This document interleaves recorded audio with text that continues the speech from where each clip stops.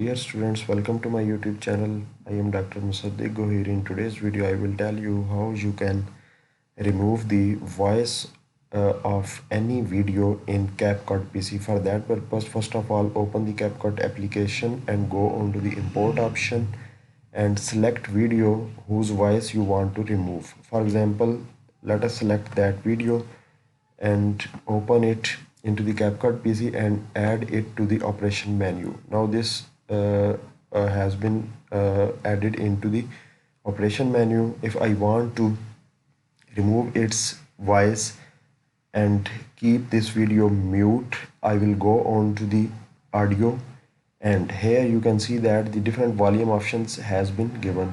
So what you have to do is you have to reduce the volume to the minimum level, which has been minus infinity decibel.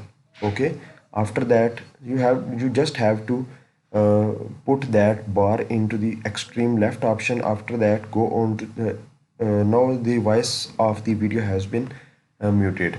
Now from here you have to export the file. Go on to the export file. Once you click it, it begins to save.